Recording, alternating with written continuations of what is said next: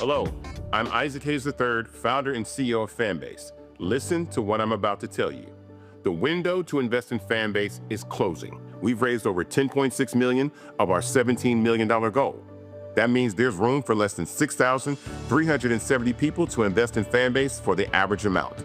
The minimum to invest in Fanbase right now is $399. That makes you an owner in Fanbase today. Go to startengine.com/fanbase to invest. Why? Because current social apps have taken advantage of users for far too long, with content suppression, shadow banning, harmful racist content, and no real tools for monetization and equity. Fanbase has over 1.4 million users and counting, allowing anyone to reach all their following and monetize their content from day one. Social media is the new TV, and whoever owns the apps that distribute that content have the opportunity to own potential billion-dollar companies. While big platforms with uncertain futures are failing to serve their users, Fanbase is stepping up to fill the gap. Don't wait until it's too late. Invest now, invest for yourself and your future. Go to startengine.com/fanbase and own the next generation of social media.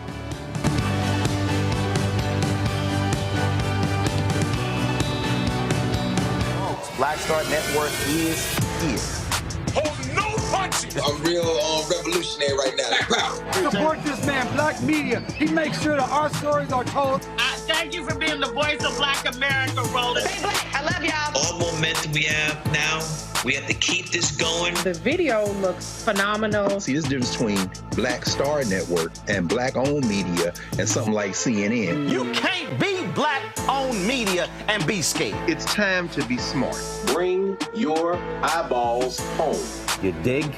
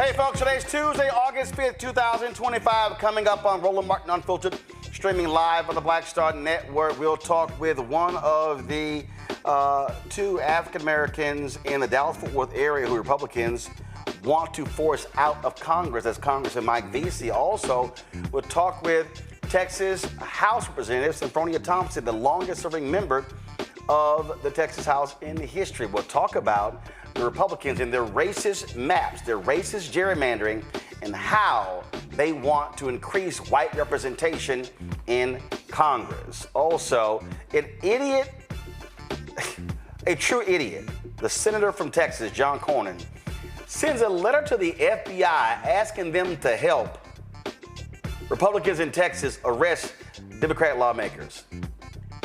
They don't have jurisdiction, y'all. Oh my God, these people are stupid. Also, today is the second anniversary of the Montgomery Riverfront Brawl. That's right. Somebody call that our second Juneteenth. We'll talk with an artist who put together this great rendering in Photoshop of the Ernie Barnes, that famous photo that was in Good Times. Yeah, we're going to talk to him. Plus, in our Marketplace segment, we're going to talk with Epic Every Day, that particular company, talking about their products as well. And so lots we want to talk about, y'all. And, of course, and Donald Trump, that idiot, made an absolute racist remark on CNBC regarding Latinos. And Republicans are like, oh, well, we'll just call this Tuesday. It's time to bring the funk on Roland Martin Unfiltered. On the Black Star Network, let's go. He's got it. Whatever the biz, he's on it. Whatever it is, he's got the scoop, the fact, the find. And when it breaks, he's right on time and it's rolling. Best believe he's knowing. Putting it down from sports to news to politics. With entertainment just for kicks, he's rolling. It's on go, roll, roll, y'all. It's Roland Martin, yeah.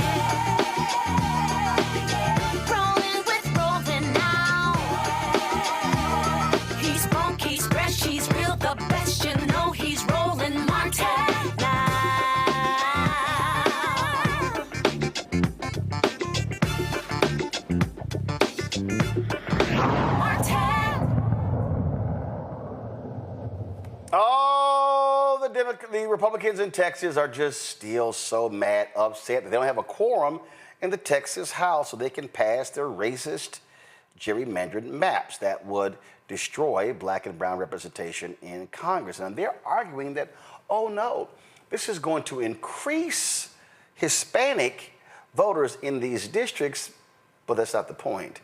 They want to destroy four black members of Congress, Latina in Congress, and that's what their game is. And so we all know this. One of the folks who they want to pit against another African American is Congressman Marc Veasey out of Fort Worth. They want to eliminate the congressional district, his district in Fort Worth. And they want to basically force him to run against Congresswoman Jasmine Crockett. In Houston, they want to they literally moved the district, so where Congressman Al Green now lives, they basically moved where he lives into the 18th Congressional District. That, of course, is empty as a result of the death of Congressman Sylvester Turner after the death of Congresswoman Sheila Jackson Lee. And so all these shenanigans are going on, and Congressman Veasey joins us right now, along with the longest-serving member of the Texas House, Representative Senfronia Thompson. Glad to have both of you here. Let me first start with you. Congressman Veasey.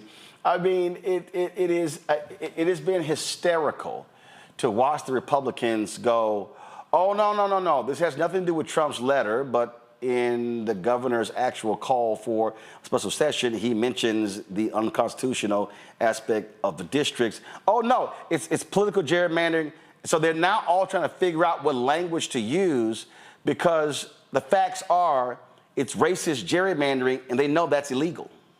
Right. They know it's racial gerrymandering and it's illegal, and they're lying, right? Like, they are blatantly lying. They said just a few months ago, and when the districts were drawn back in 2021, that they were, quote, drawn to be race blind. As you know, we have not had a majority in the Texas Senate or the Texas House in almost 20 years. And so the Republicans are the ones that have been drawing these maps for the last 2 decades. And so the fact that they're saying that this is about politics is a bunch of bullshit. This is all about race. And you can tell by the way that they drew these lines, like you said, how they basically gutted the black community in Fort Worth. And you used to live in DFW, so you know the difference between Tarrant County and Dallas County. But they have really just eliminated black representation in Tarrant County altogether and packed Congresswoman Crockett's district. And, of course, the number that they did on 18 and 9,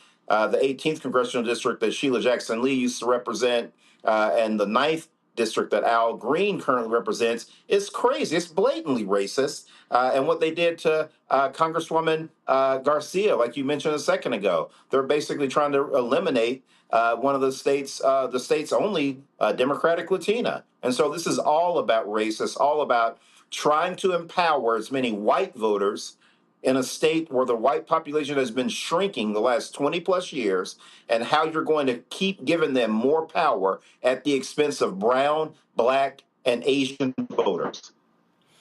Representative Thompson, I saw one of the hearings where you said, look, I've been here a long time and I've never seen this kind of crap go on. Well, it was really shocking to see them come and redesign these districts, particularly when they said that they was drawing them race neutral. And now to see a letter come down from the United States Attorney General and says that they were discriminatory because they did use race. The Attorney General addressed that letter that was sent down on the 7th of July. And he said that, and he basically said, I'm banking my reputation on this. Those districts were not drawn with race in mind. They were drawn race neutral, racial blind. We didn't even look at race. We didn't even consider race. What we considered was political partisanship. That's what they claim that they considered. And now they want to come back and say that they are discriminatory. But what they're actually doing, and it's no secret, they're doing a very move to take black and brown power away from them. Mm-hmm. Because look at the districts that they are taking. They're taking black and brown districts. And they're making sure that they can go in and create white districts, where they said, well, you know, they have an opportunity to vote for the person of their choice. They are voting for the person of their choice right now because they feel like they have a say when they can vote for a black person that is in a predominantly black area or a brown person that's in a predominantly black area. They feel like their ideas, their wishes, their desires are being heard by those particular persons. And what they're doing is they're packing and they are using racial tactics to discriminate against the minority community. And yet, we represent the majority of the population. If you add the black, brown, and Asian together, we're about 60% or more of the population within the state of Texas. About 60-some%. And yet, they want to take 82% of the congressional districts. And we represent 60-some% of the population. Well, Representative Thompson, I've been laughing because the governor files this lawsuit and he goes to the Supreme Court of Texas. And then let me go ahead and read this here. What is at stake here? Nothing less than the future of Texas. If a small fraction of recalcitrant lawmakers choose to run out the clock today, they can do so for any and every regular or special session, potentially bankrupting the state in an attempt to get their way. That means every state budget could be held hostage until the whims of a small fraction of legislators is satisfied. It doesn't have to be that way.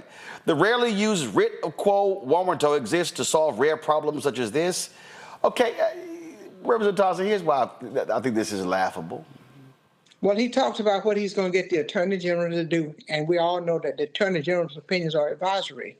Right. He's the lawyer for the state. And he's to advise. He is to give. He serves in an advisory capacity, and in those capacities where he needs to sue. We have not done anything that would give him the right to remove us from office. The First Amendment, the Article 1 of the Constitution, gives us the right to protect and make a decision regarding our constituents, and we also have the right of free speech. And us leaving and not giving them a cord is a right of free speech. And that is a right that's supposed to be guaranteed of every citizen.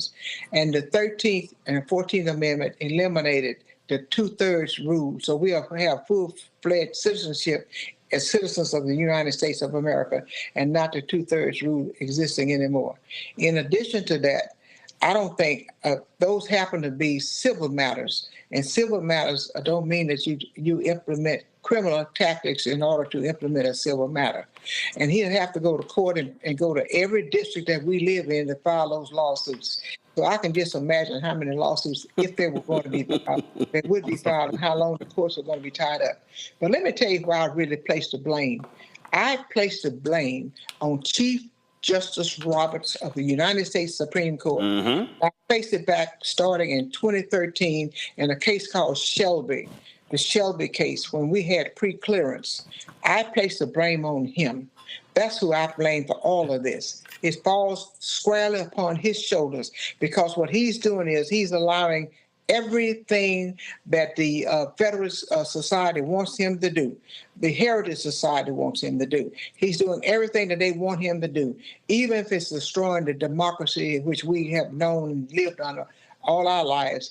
And the creation of this democracy for people who fled from England to give the freedom that they were looking for and not the freedom of a king. He's trying to take us back, all the people, the black, the brown, and the Asian people back to those particular times.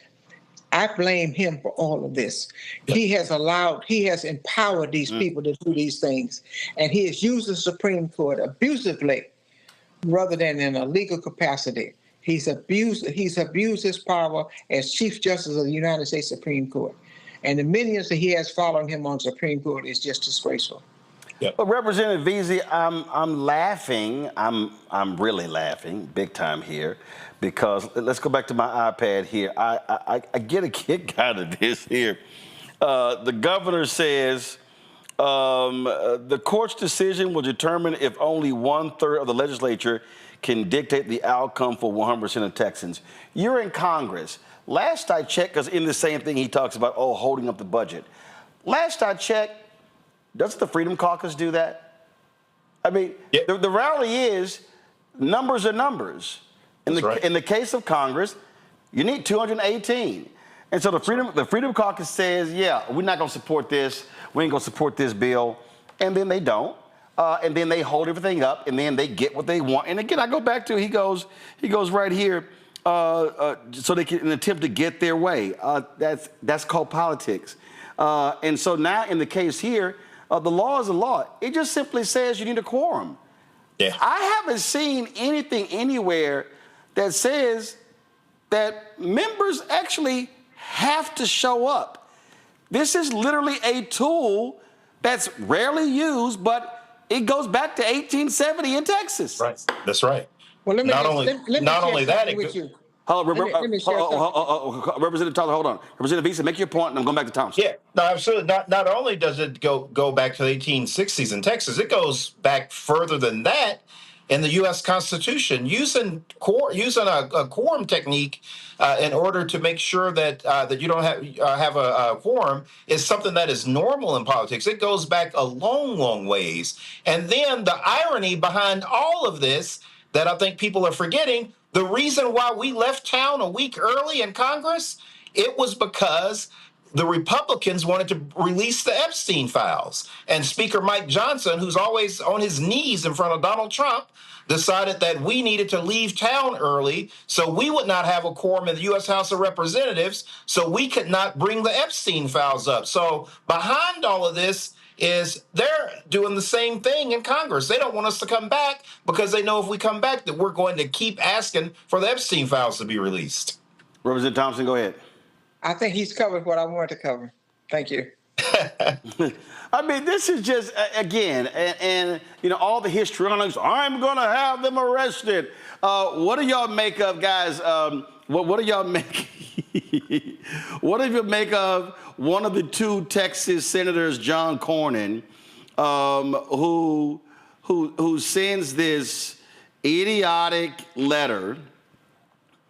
He sends an idiotic letter to the FBI requesting their help with arresting Democratic members. I write to encourage the Federal investigation to take any appropriate steps to aid in Texas state law enforcement efforts to locate or arrest potential lawbreakers who have fled the state for a maneuver to avoid legislative responsibilities on August 3rd, 2025. Congressman, give me a break. Yeah, and this is really a sad moment in history for John. If you think about his career as our state's attorney general and now a U.S. senator. No. State attorney general and chief justice of the Texas Supreme Court. That's right. I forgot about that. This man knows the damn law. He knows better. He is trying to get in front of Ken Paxton. The last poll that came out had Paxton like 20 points in front of him in a Republican primary. And then the second question that was out in the poll was, if Donald Trump endorsed John Cornyn, would you vote for him in the primary? Paxton was still up 12 points after that question was asked. So even Trump endorsing Cornyn is not going to help him win this primary. And I think that is such a low point in his career for him to stoop to that level so he can be seen as some crazy radical right senator when everybody knows he comes from the school of George W. Bush. And that is out of style in Texas Republican politics right now. Representative Thompson, I love this part of the letter. This really, for me, is Comedy Central. I request the FBI's assistance as federal resources are necessary to locate the out-of-state Texas legislators who are potentially acting in violation of the law. Potentially acting. The FBI has tools to aid state law enforcement when parties cross state lines, including to avoid testifying or fleeing a scene of a crime. Oh, was a crime being committed here? Okay. I love this here. Specifically, I am concerned that legislators who solicited or accepted funds to aid in their efforts to avoid their legislative duties may be guilty of bribery or other public corruption offenses. Representative Thompson, is Senator John Cornyn talking about the millions of dollars that Lieutenant Governor Dan Patrick got in order to rubber stamp the impeachment proceedings of Attorney General Ken Paxton and how that disappeared, how that didn't happen? Or was it the millions that Governor Greg Abbott got for his sham school choice bill? I would probably say those two things were bribery. I think if he would work in the realm of what he's elected to do, he can start with Donald Trump and the money that he's accepting and the ways that he's making money. And he would not have enough time to be noticing what somebody else is actually doing. I think he can start with his own house cleaning. And number two, when they issued a warrant out to bring us back, it's a civil warrant. It's not a criminal warrant. And number three, Tom DeLay tried that in 2003 when we left and went to Ardmore, Oklahoma. He wanted to send the FBI and pick us up and bring us back to Texas, and they did not get involved, and that was a Republican administration during that time as well. These are civil warrants and not criminal warrants, and they don't have to look for me. I tell them where I am, and I can send them a map and driving direction, and everything. They can locate me real well. Well, I was telling my producer, Representative Thompson, that you were running buddies with my grandmother, Imelda Lamont, so you ain't afraid of nothing. Well, I wish I had some of her boot in while we were talking. I agree 100%. I appreciate it. Thank you for joining me. Roland, can I say this real quick? One of the things that have changed from 2003 to now is that in 2003, we did not act appropriately. We let the bully punch us in the face, and we didn't do anything back. This time around, blue state governors will redraw Republican House members out of their seats if they go through with this Texas scheme. And so Mike Johnson is going to have to look, Darrell Issa, he's going to have to look McClintock, he's going to have to look those Republican members in the face and answer to them why he didn't protect them and tell Greg Abbott and Donald Trump to back down. Because the first job as the Speaker of the House is to protect your incumbents. And Mike Johnson's not doing that, because this time we're going to fight fire with fire. We're bringing a knife to the knife fight, and we will draw some of their asses out this time. And I certainly hope that all of the Texas Democrats, they stay strong. Because just last point here, Representative Thompson, correct me if I'm wrong. So the special sessions are 30 days. This one ends August 19th. The governor can call as many as he wants to. The strategy is actually to hold out until December, because there's a filing deadline to run for congressional seats in 2026. And we know the Supreme Court has a precedent that says that they don't make any, well, first of all, let's be clear that they could change that if they want, and they might very well do it. But typically, they freeze maps in place, even if a lower court has ruled them unconstitutional, because they say it is too disruptive to the voters, and there's not enough time to actually get these things done. So is that the strategy? I really don't know what the strategy is, because I do know that they can move the primary date. They have done that before. When John Connally was going to be a candidate for president, they moved the date then. That was the reason why that the killer bees in the Senate broke quorum when in 1979, and that bill was dismissed. But this does not prevent them from moving the primary date. But there is a certain amount of time, Representative Veasey, that has to be. It is a certain amount of time. But notification, things like that. I think like they need to be able to have this done by mid-December. That's right. In order for it to be ready for the March primary. But if they have to, because they have moved the primary before. I've seen primaries. That's a great point. That's a great point there. All right, we appreciate it. Thanks a lot. Thanks, Roland. All right, folks, going to a break. We'll be right back. On the second anniversary of the Montgomery Riverfront Brawl.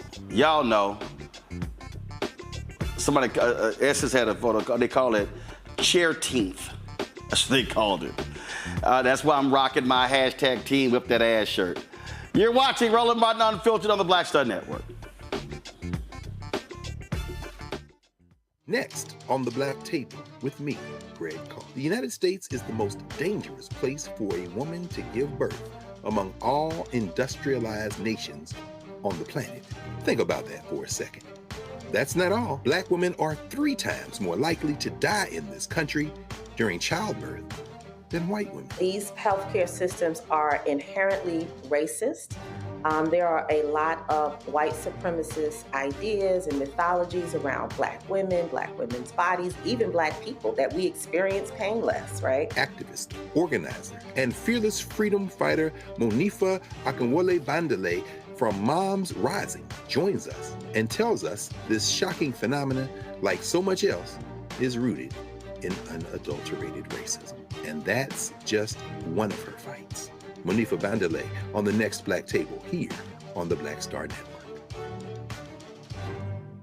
This week on the other side of change, diaspora wars. The internet has been swarmed. Who has a right to Blackness and Black culture?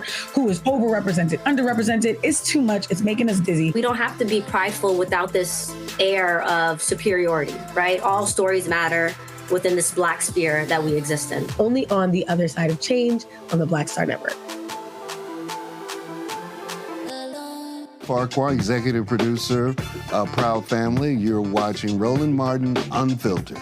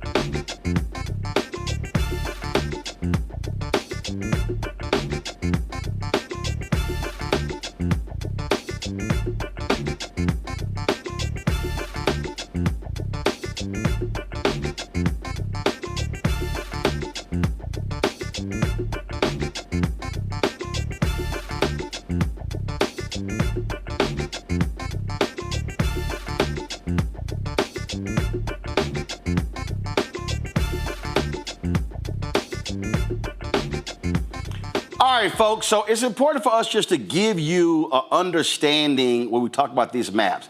And so you're dealing with the current map right here. This is the current map. And so you see all the different districts here. So this is in Dallas-Fort Worth, okay? And so I just want you to look at what they're doing here, how they are parsing different parts of various districts. So, for instance, Congresswoman Jasmine Crockett represents the 30th Congressional District, okay? And so you see right here, this is the 30th, this is the 30th right here, okay? You see how the 30th looks. Now, all of a sudden, let's go over here. Now look how the 30th looks. You see how they put in that 33rd. You see how they grab portions of her district and how they change this. And so look over here. Look at this congressional district right here. You see the orange right here?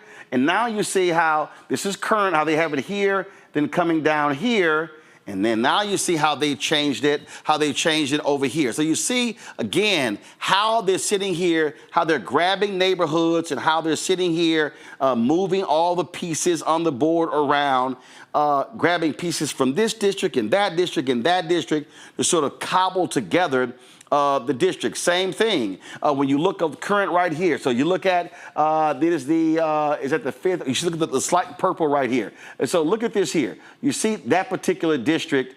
You see how in the 32nd is right next to it, but all of a sudden it looks different over here.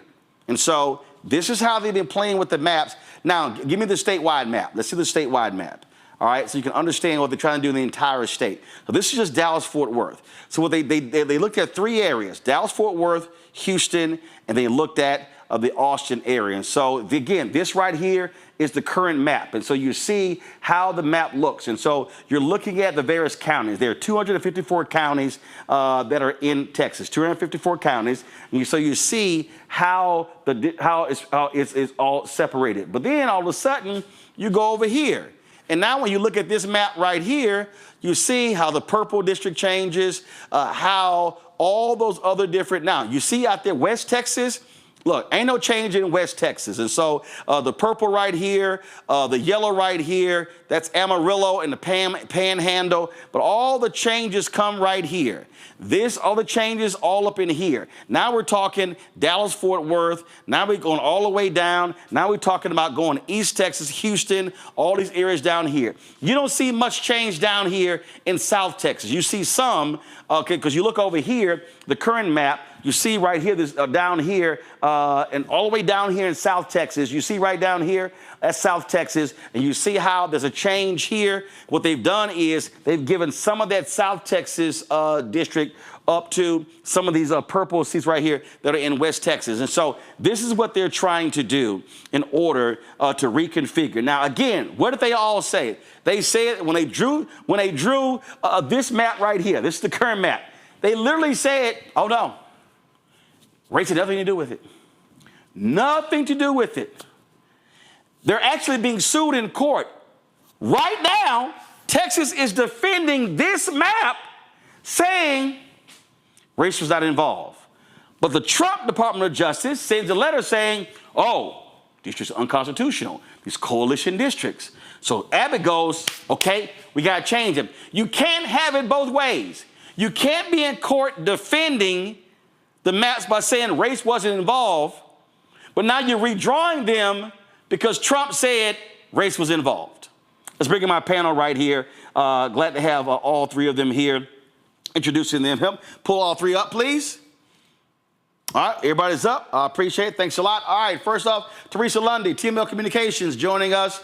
Teresa, of course, is out of Philadelphia. Glad to have her here. Dr. Mustafa Santiago Ali, former senior advisor for environmental justice at the EPA. He also joins us from Washington, D.C. Glad to have my frat brother here as well. Also joining us on the show, Dr. Zachary Kirk, educator and content creator out of Atlanta. Glad to have all 3 of y'all here. I'm just getting a kick every day out of the story changing, Mustafa. It changes. No, it's not the maps, it is the maps. Oh, it's like, no, they did it, we're doing it. Oh, they gerrymandered first, we're doing it now. Look, we know what the deal is. They're trying to kiss Donald Trump's ass, pure and simple. Yeah, that's exactly what it is. But it is also about erasure.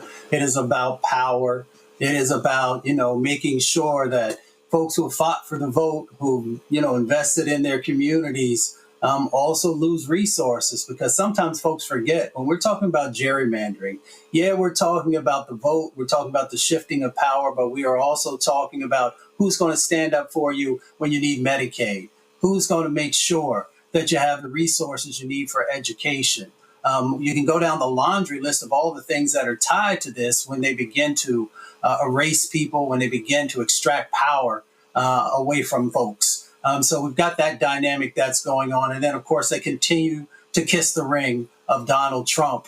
And, what they're really doing is setting themselves up long term for democracy to no longer have the same amount of meaning that it once did.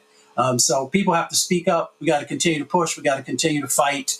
And we got to continue to make sure that there's real justice that happens as we go through this process. You know, it's crazy, Teresa, hearing the Democrats doing this in Pennsylvania, they're doing it in New Jersey, they're doing it. Political gerrymandering has been done by both parties. I love it how they just totally ignore how Republicans gerrymandered North Carolina to take 3 congressional seats.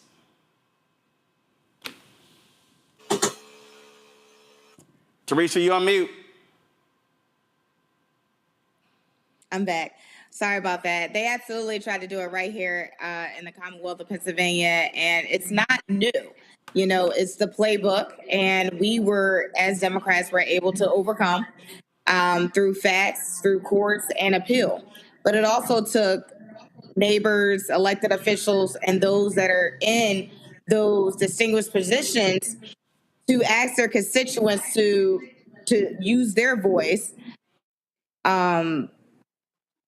you know, to take action. So I'm very excited about what we are seeing, but this is not an unusual playbook. This is very simple, Zachary. You fight fire with fire, pure and simple. And thank God we are seeing that model come to us from Texas Democrats. They are coming hard and they're doing the right thing. There are a lot of people who are upset at this move that Texas Democrats have made to pack it up and get the hell up out of Dodge. But that's what it takes if you're going to, when you're dealing with corrupt people. It's wild to me that Texas Republicans and Governor Greg Abbott and Ken Paxton were sitting on their asses thinking that people were going to take this. These people, your elected leaders in Texas, they're making $7,000 a year, and they're being fined $500 a day for what they've chosen to do. But this is the only thing they can do to protect democracy. And your, you know, our representatives earlier, I think it was Representative Veasey, when he said that, you know, we've already seen this happen in Congress where Republicans shut down the process for Congress early and left because they were trying to protect a pedophile and protect the leaking and the releasing of the Epstein files, which they promised to the people. What you have happening in Texas are Democrats who are leaving and shutting down the governmental process to protect democracy. These two parties aren't the same. And we need people to see that. And I'm going to be honest with you, Roland. I need my national Democrats to see this as a model and example and start fighting back in the exact same ways. Shut the shit down. I mean, these folks here, again, I just laugh at them. I just sit here and just go, you know, we're dealing with some loudmouth individuals. And the whining and complaining to me is utterly hilarious. It's utterly hilarious, okay, how they're trying to sit and play the game, all right? And we know what's going on. And what they've done is, like, for instance, you got this right-winger, Michael Quinn Sullivan. He goes, you know what really bugs the Democrats the most about the Texas redistricting plan? 4 of the new Republican-leaning seats are majority Hispanic. Democrats won maps that suppress Hispanic voting strength in favor of white leftists. Here's why Michael Quinn Sullivan is full of shit, y'all. In the last 2 censuses, Texas's population increased because of Latinos and Hispanics. And you know what the Republicans did? They created white districts. Yep, that's what they created. And here's what poor little Michael Quinn Sullivan, and just so y'all know, he is the right wing. First of all, I despise the fact that he's a Texas A&M Aggie. That's pathetic. But he's also the publisher of Texas Scorecard. This right wing, come on, show it, please, come on. This right wing publication, that's what he is. This right wing publication, and so what they're all about is they're all about hardcore right wing. Well, let's be clear.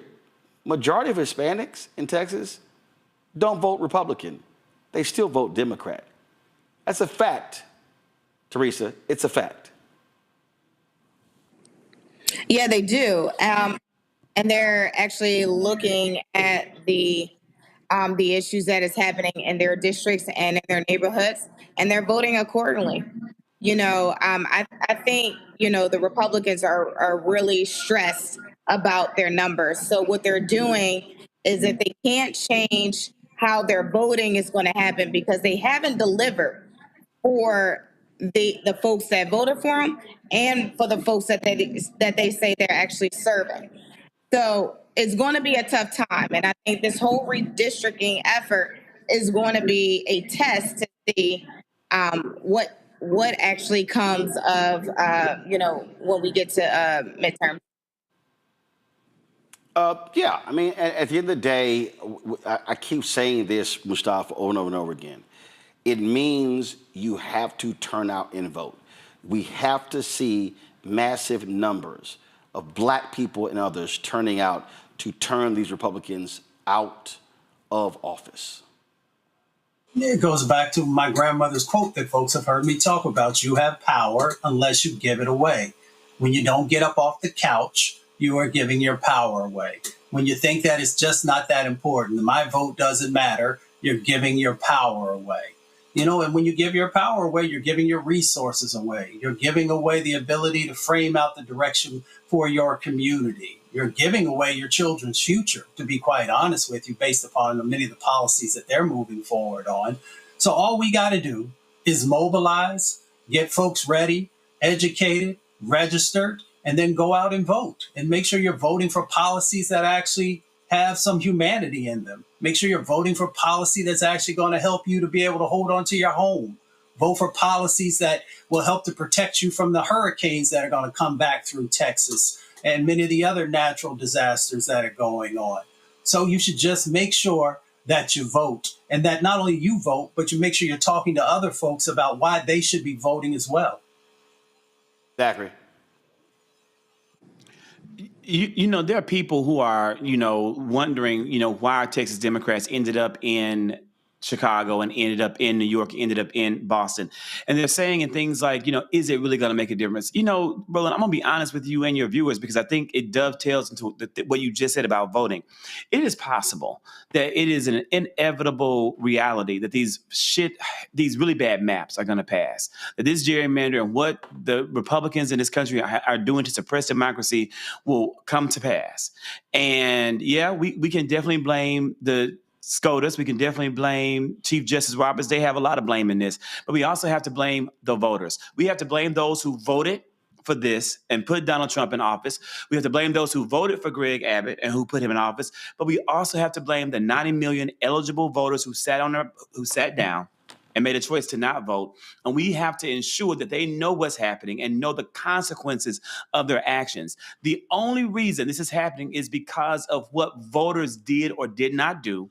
And the only way to reverse course, the only hope that we have, the only chance that democracy has to continue to exist in this country is that in 2026, they get off their asses and the 90 million go and vote, and they vote overwhelmingly in favor of democracy, not necessarily the Democratic Party. That's not what I'm saying, but vote in favor of democracy, vote for America, and vote in their best interest. And here's my position. Go to my iPad. It's real simple. So let's see here. New York, there are 26 seats, 16 Democrat, 10 Republican. California, 43 Democratic seats, 9 Republican. If I'm Hochul and Newsom, I'm snatching all 19. And I'm not going to apologize 1 second. Folks, we'll be right back. Roland Martin Unfiltered on the Black Star Network. Support the work that we do. Join our Bring the Funk fan club. Your dollars make it possible for us to do the work that we do. Cash App. If you want to give me a Cash App, use the Stripe QR code. You see it right here. Click the Cash App button to contribute. Use that QR code also for credit cards. Check some money orders. Make it payable to Roland Martin Unfiltered. Mail to P.O. Box 57196, Washington, D.C. 20037-0196. PayPal is R Martin Unfiltered. Venmo is RM Unfiltered. Zelle, Roland at RolandSMartin.com. Roland at RolandMartinUnfiltered.com. We'll be right back. On the next Get Wealthy with me, Deborah Owens, America's Wealth Coach, Black Americans have 1/10 the wealth of their white counterparts. But how did we get here? It's a huge gap. Well, that's why we need to know the history and what we need to do to turn our income into wealth. Financial author and journalist Rodney Brooks joins us to tell us exactly what we need to do to achieve financial success. You can't talk about why we are, as Black people, where we are, unless you talk about how we got here. Bridging the Gap and Getting Wealthy, only on Black Star Network. This week on The Other Side of Change. Diaspora wars. The internet has been swarmed. Who has a right to blackness and black culture? Who is overrepresented, underrepresented? It's too much. It's making us dizzy. We don't have to be prideful without this air of superiority, right? All stories matter within this Black sphere that we exist in. Only on The Other Side of Change on the Black Star Network. Next on the Black Table with me, Greg Carr. The United States is the most dangerous place for a woman to give birth among all industrialized nations on the planet. Think about that for a second. That's not all. Black women are 3 times more likely to die in this country during childbirth than white women. These healthcare systems are inherently racist. There are a lot of white supremacist ideas and mythologies around black women's bodies, even black people, that we experience painless, right? Activist, organizer, and fearless freedom fighter Monifa Akinwole Bandele from Moms Rising joins us and tells us this shocking phenomenon, like so much else, is rooted in unadulterated racism. And that's just one of her fights. Monifa Bandele on the next Black Table here on the Black Star Network. Me, Sherry Shepard, and you know what you're watching, Roland Martin Unfiltered.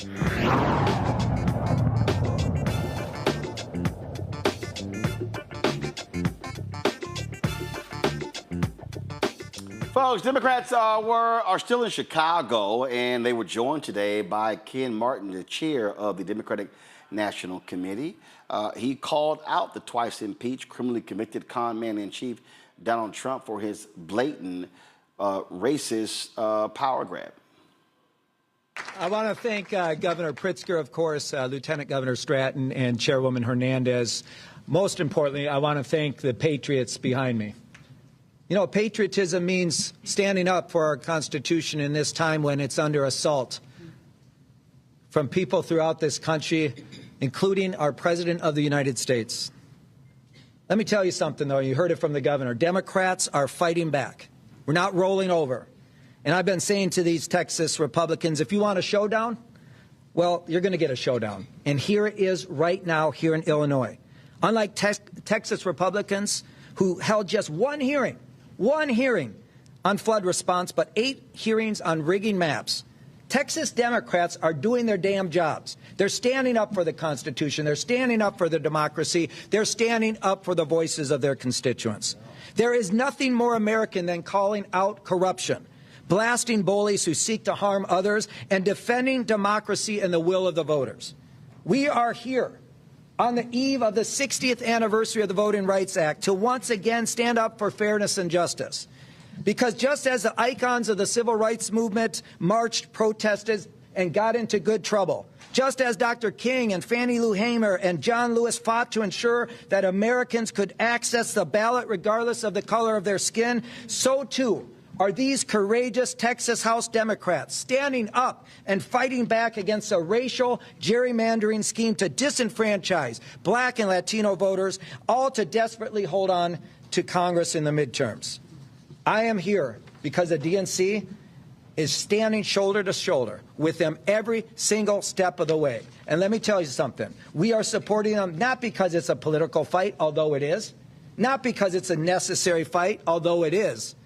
We are supporting them because this is a moral fight, a fight worth fighting with every tool at our disposal, a fight for the fundamental value that voters should get to choose their leaders, not the other way around. Now, our message today is simple. It didn't have to be this way. It did not have to be this way. But Governor Greg Abbott, he could have simply picked up his pen to directly support individuals and families affected by the devastating floods in Kerr County. He didn't. He could have said no to Donald Trump and refused to redraw the electoral map in Texas. He didn't. It's clear that Republicans would rather play politics with our elections than support flood victims. They'd rather cheat than try to campaign on their failing record, a failing record which, by the way, includes voting for Trump's budget bill, which rips away health care for up to 1.7 million Texans. Republicans are running scared that voting for this monstrosity will make them lose their majority, and it certainly will. which is why they're trying to disenfranchise Texas voters by packing and cracking them into districts to dilute their voting power, a clear and blatant violation of the Voting Rights Act. Now, I want to be very clear about this. The Trump-Abbott gerrymander is a test case for the rest of the country. What Republicans are trying to do in Texas is a model for other red states to lie, cheat, and steal their way to victory. They don't give a damn about the will of voters or their needs. In fact, they'd rather bend the knee to Donald Trump in Washington, D.C. than advocate for Texas. It's insulting, it's shameful, and it's wrong. And as I've said, Democrats are going to fight this tooth and nail, and until the will of the voters is respected. This is not the Democratic Party of your grandfather, which would bring a pencil to the knife fight. This is a new Democratic Party. We're bringing a knife to a knife fight, and we are going to fight fire with fire. We cannot, we will not let Republicans succeed in their efforts to gerrymander the map and tilt the election in their favor. I want to thank all of those who are here in solidarity with our brothers and sisters in the Texas House Democratic Caucus who have broken quorum to prevent this illegal Republican gerrymander from going through. And with that, it is my great honor to introduce one of those brave patriots, true patriots. Here, of course, because Texas House Democrats are demonstrating what it means to fight for the preservation of our constitutional republic. Donald Trump, Governor Abbott, Texas Republicans, well, they know that they're headed toward a loss of the Congress in 2026. They're afraid, and they should be.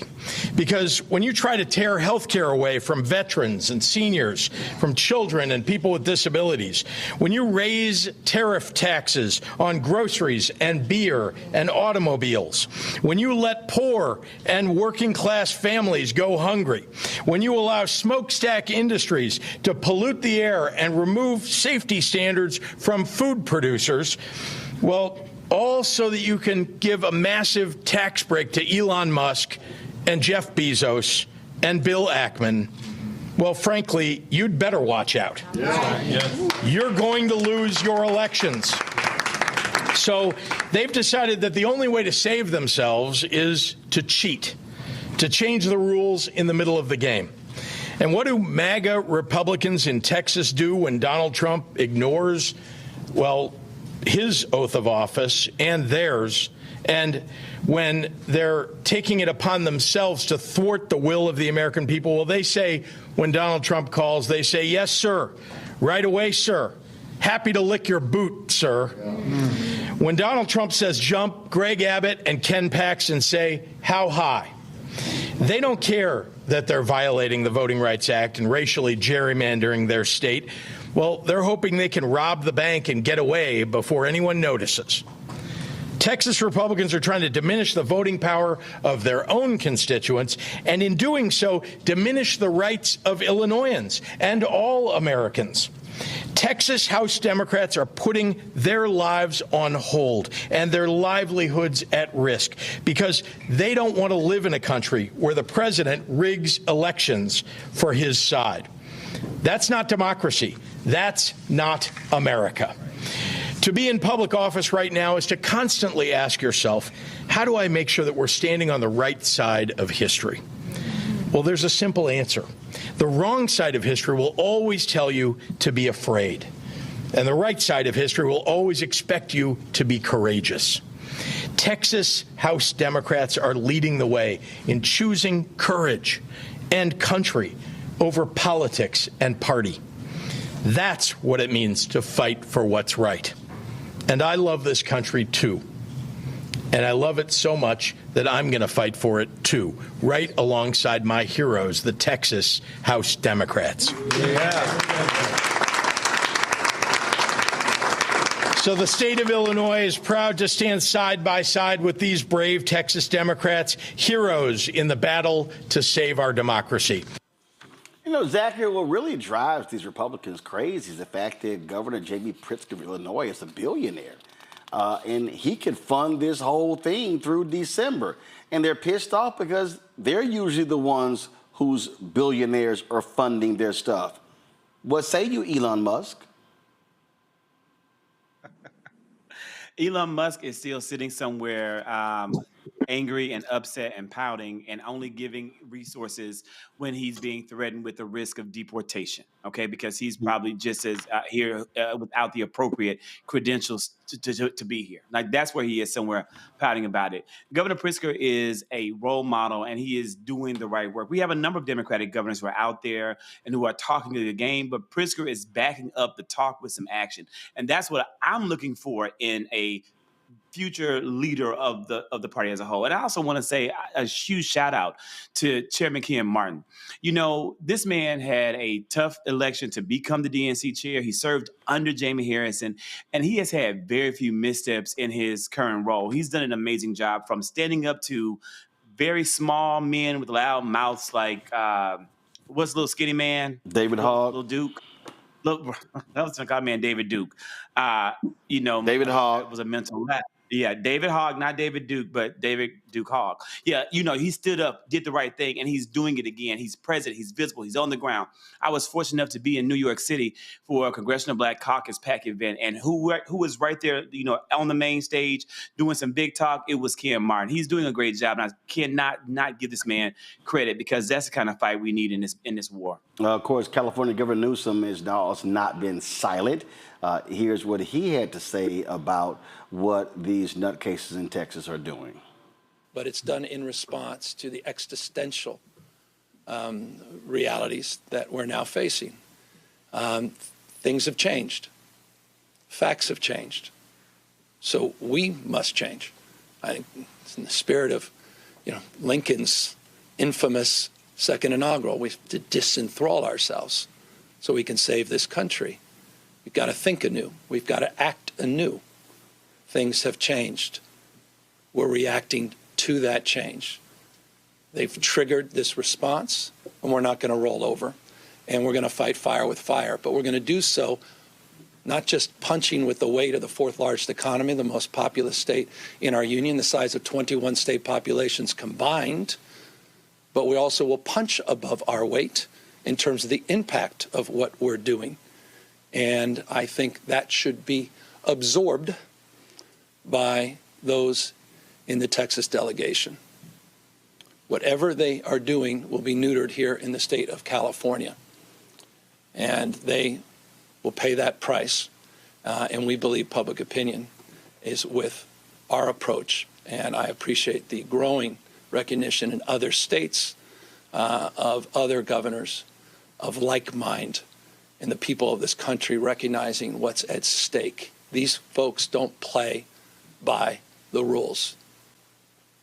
If they can't win playing the game with the existing set of rules, they'll change the rules. That's what Donald Trump has done. He's dialing for seats. Familiar, because he dialed for votes in the last election. Here's someone who tried to break this country, tried to light democracy on fire on January 6th.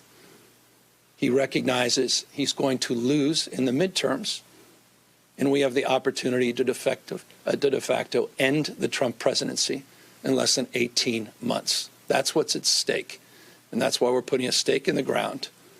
We're not drawing lines to draw lines. We're holding the line on democracy, on the rule of law, co-equal branches of government, popular sovereignty. That's what this is about. Could you invite Texas Democrats? And Mustafa, that's what it is. They are scared to death they're going to lose the House next year. Yeah, that's exactly what it is. And, you have to evolve. You have to meet the moment. So I appreciate what Governor Newsom just shared and some of the other governors are considering doing, because, we see what's playing out on the ground all across this country. Anybody who's actually spending any time out there, people are suffering right now, and it's just going to get worse if we don't have some checks and balances in place. That's the reason that we have the system, that we have in this country, the three different branches of government. There's supposed to be checks and balances that are there, but that's all out of whack right now. So we've got to get back to that, because if we don't, you're not going to have a country. And we know who's going to carry the burden. It has always been the Black community that's been the one, who gets hit first and worst, and the ones who, even after things begin to heal, it takes from, just decades upon decades. So Folks are doing what's needed in this moment, and I appreciate that. Everybody knows I'm a type of person who tries to find collaboration where it can be, but these folks are not interested in that. These folks are only interested in power. They don't care who they hurt and for how long they hurt them, and that has to be addressed, and this is one of the ways of doing it. Teresa, this is why they're scared. This group right here. There are 35 vulnerable Republicans, and they are scared that they are going to lose anywhere from 10 to 20 of those seats. And they're like, hey, we got to run the numbers up because we know because of the policies, Trump is underwater in a lot of these polls. People are not happy at all. And, of course, they're pissed off. They keep lying about the Epstein stuff. And so they are trying to protect these folks. That's what this is all about. These 35 vulnerable Republicans right here. I mean, there's nothing else you can do at this point. Republicans are pulling out their chessbook, but it's not working. If the electeds were actually doing their job in the district, I guess we wouldn't be having this issue where they're now trying to figure out other ways to change the way the maps are being drawn and changing the economics in between. So, I think it's an interesting, way of how they're deciding to govern instead of just governing their district accordingly. But we see what the writing on the wall is, and it looks like Democrats are now stepping up a little bit more where people are appreciating the fight. Absolutely. All right, folks, hold tight 1 second. We come back.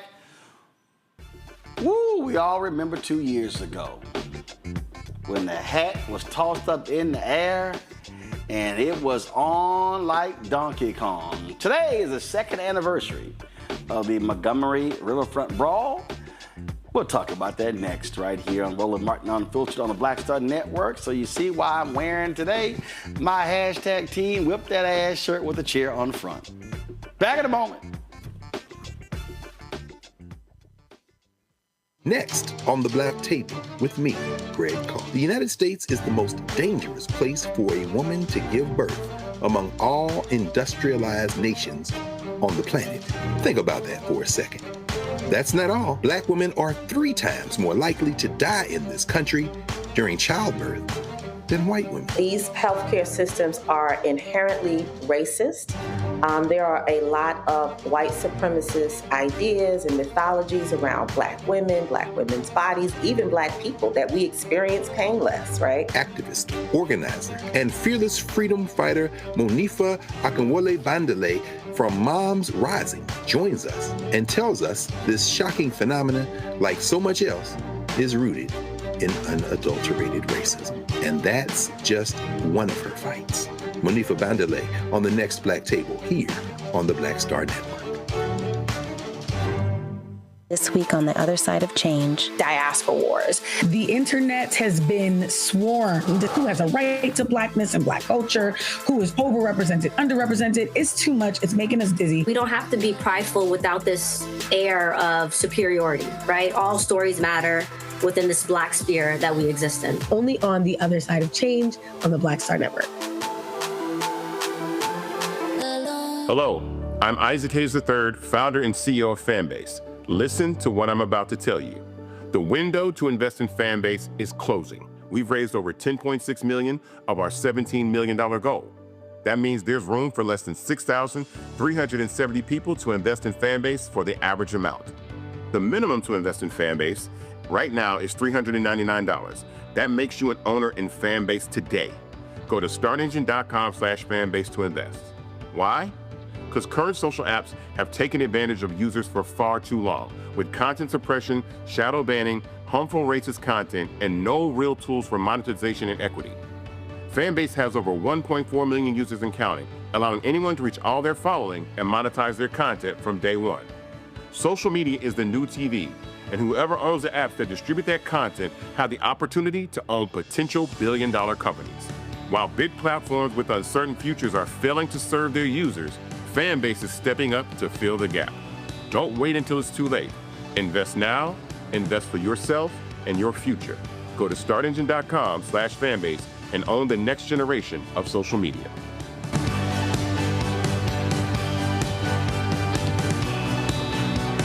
Hey, John Murray, the executive producer of the new Sherry Shepherd Talk Show. You're watching Roland Martin Unfiltered.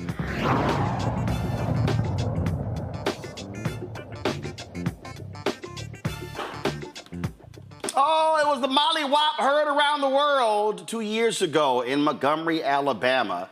Black man trying to sit here and, dock his boat, and these white folks wouldn't move their boat. And they said, we're going to fight the brother. And, the Black Avengers came to his rescue, and it was on. The brother smacked his white woman in the head with a chair. And all of a sudden, this symbol right here became legendary around Black America. Let's go back in time a couple of years, shall we? Roll it. That guy in the white shirt is crew from our little dinner cruise boat who got off our ship to go over there to move that black pontoon boat on his own because those guys who parked there were told not to leave it there and they left it there. So he's just pushing it off. That's funny. Took matters into his own hands. I love it.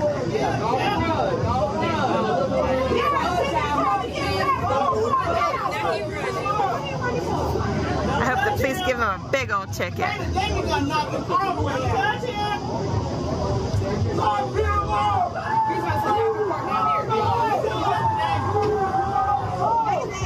Ooh, confrontation with the owner of the boat.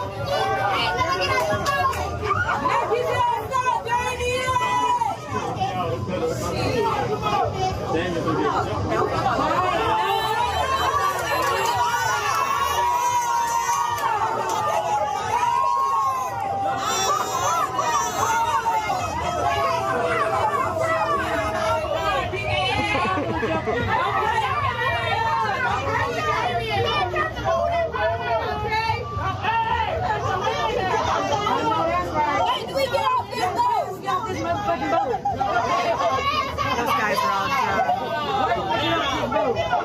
We all got to throw your ass in this water.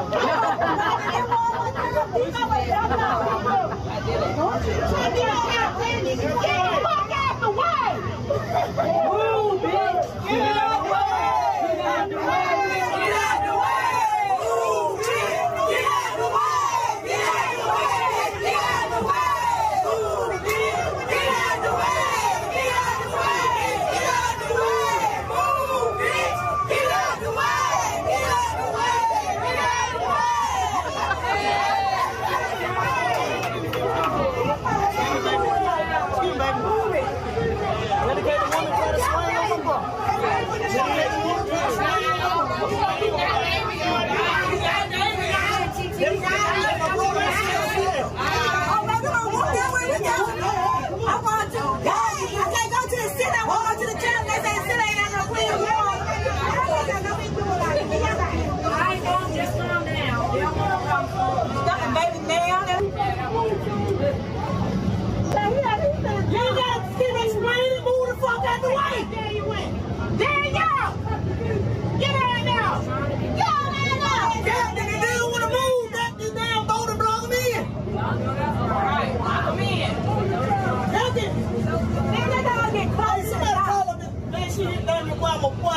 My dog, I like shit dog in here. My dog. I ain't gonna do nothing but drown and I'm gonna come in here. I'm gonna say one more substitute. No, we do for you, baby. It's over.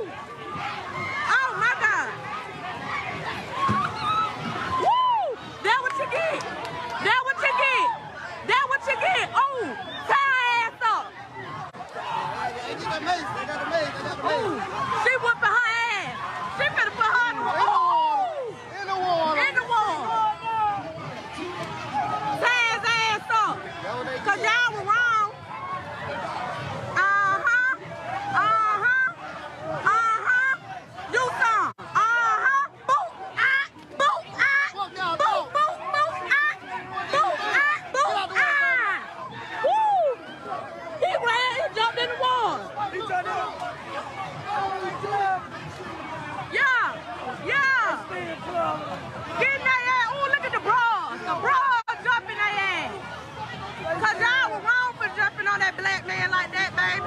What y'all thought was going on? They put their ass in the water, y'all. Boo out! Boo out! Boo out! Boo! Fry their ass out. Baby, please. Ooh, Ashley. Boo out!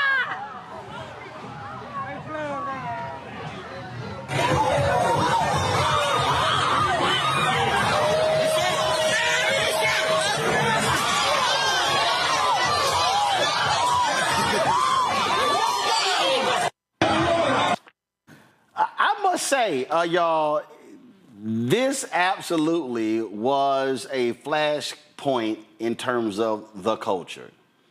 After that, man, black folks had earrings made out of chairs, hats, shirts. I mean, I saw more Let me tell y'all something. I had this shirt here made up, a chair with the phrase I always use, hashtag team whip that ass. Man, I got stopped by more people in the airport. That was crazy. Then I was on social media and I saw this piece. This was a takeoff of Ernie Barnes' famous Sugar Shack painting, made famous in Good Times. It was the Photoshop was renamed the Alabama Sweet Tea Party. The artist was Premi Sterlin. He joins us right now. And so glad to have you, Premi. First of all, before we talk about it, in terms of the piece there, I mean, I don't think people really understood how so many black people were fired up to see this ass whooping take place in Montgomery. Yeah, for sure, man. I think it really did show a lot of unity within the community to, make us feel like, we could be one, we could be together, especially in a situation like that where we felt like one of our own was being attacked by, a different group. So. And the memes and everything after that, first of all, they were like, yo, the new black bat signal is throwing the hat up in the air, and folks coming. And then, of course, somebody put the Avengers music when the brothers rolled up. I mean, and again, it was crazy, the aftermath of when this video came out, how it was everywhere. Yeah, for sure. I think the hat being thrown up had to be one of the most iconic moments. It's something that, I guess, it wasn't planned on his end, but it became something that we all know now. If somebody throws their hat in the air, it was a dramatic throwing of the hat. So it's not like he took it off and threw it down. My man took it off in this dramatic throwing of the hat. So that's also made it all the more perfect. For sure, 100%. I agree. So why did you decide to put this piece together? Grabbing, of course, the famous Sugar Shack photo and call it the Alabama Sweet Tea Party. So it all started on Twitter. A friend of mine by the name of Jadelle Dior, she's a singer. She actually posted and asked me to put the chairs in the shot. And I thought that was genius. I was like, man, that's kind of hilarious. But as I was doing it, I was like, I might as well add the rest of the elements to it. The hat being thrown in the air, as you see on the left side, the one kid with the crew shirt who swam across to, be a part of it, and adding the name to it, the Alabama Sweet Tea Montgomery Brawl. I thought that kind of fit everything. Now, of course, we know about copyrights and trademarks. Did the Ernie Barnes estate hit you up to say, bro, what you doing? No, so it's crazy. They didn't hit me up, but I hit them up. I emailed them and let them know, like, hey, listen, I did do a meme rendition of this, and a lot of people were asking me to make prints and stuff, and I just wanted to let them know, what was going on, and they asked that I did not make, any prints or sell anything. So, I made sure to, respect my elders and just respect their wishes and not do that. So and also, of course, that art piece there, I think Eddie Murphy owns it, and that piece is worth multiple millions of dollars. Absolutely, 100%. You got to respect that. I always, you got to respect the art form, especially, when it's within our own community. Yeah, I had the opportunity to interview Ernie Barnes a number of years ago at the Pan-African Film Festival. I have to find that. It's actually on videotape, mini DV tape. That's how long ago it was. For sure. And so you talk about, and so. And what's interesting is, again, how people are responding today. I posted this, and there are other people that have been posting different images, again, today, in essence, marking this day. Mm-hmm. Yeah, it's almost like a holiday now. They might as well make it a national holiday for us, like like Juneteenth or something, because we remember this day every year. We always go back to it to talk about it, and I don't think that's ever going to run out. I think this has been a legendary moment in the history of our culture, and I just don't think it's going to change. Well, I'm always reminding people that, listen, this ain't going to be the bow down, take a knee crowd. I mean, people need to understand that. And I think that's also was a huge part of this deal. Folks were sick and tired, and the brother was just simply doing his job, trying to park the boat, and these arrogant fools just did not want to move, and so they wanted to fight. So it's like, okay, let's roll. Yeah, absolutely. I think they expected him to kind of bow down, and when he didn't, and he made sure to stand his ground and stand on business, and the other people came to defend him, you kind of see like they wanted no parts after that. They wanted to stay in their boat, and they wanted to act as if the event was over when they were the ones that started in the first place. Go to my panel. Zachary, you first. Roland, I'm gonna be honest. I had some of that footage I had never seen, and it was a commentary that was taking me out. Oh yeah. We got other videos, so we got multiple videos. And you're right. The commentary was awesome. You need to commemorate the day for all of us who didn't get to see all of that. Like when this happened, I was preoccupied. I don't know what I was doing. Preoccupied, not focused on it. It was too much going on. I knew it happened, but I didn't see that commentary. Give us a replay of all the good stuff, because now I'm about to go down a rabbit hole, because I was dying over here at what I saw. I only knew about the brawl. I didn't know about the amazing commentary, the looks, the people in the background giving you blow by blow action. What we didn't show, hey, y'all need to find it. We didn't show the brother who jumped in the water and swam across that joint to join in the ass whooping. Y'all cue that up so we can see that. And that was a whole level of memes, Aquaman, all sort of stuff. I mean, again, this brawl had it all, and it was crazy. And what's weird is, you're right. Look, earlier I was at the dentist, and the dental assistant was a student at Howard University, and my dentist didn't know. I was like, when the hell were y'all at? How y'all didn't know? I mean, matter of fact, the video we did on this show did about almost 2.5 million views on YouTube, and people were talking to me about that video like crazy. And so it was definitely, Teresa, a cultural flashpoint. Yeah, it was. But, as much as I, remember us coming together during this, my heart still breaks for this moment even happening.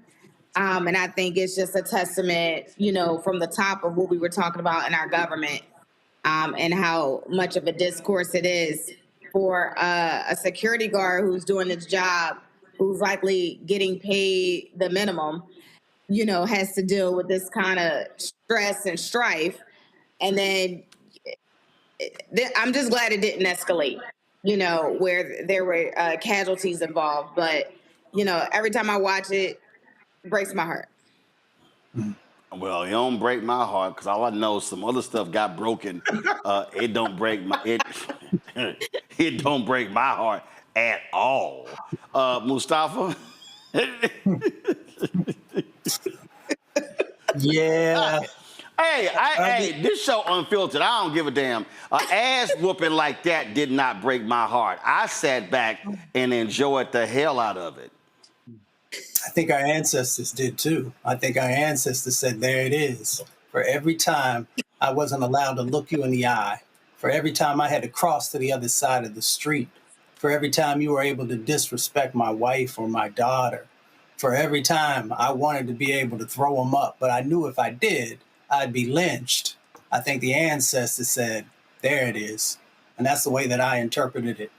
Because for as long as we all can remember, privilege has been allowed to be able to do the most egregious things to us.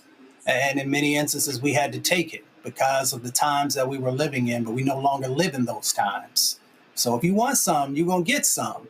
And we hope that we don't never have to resort to violence.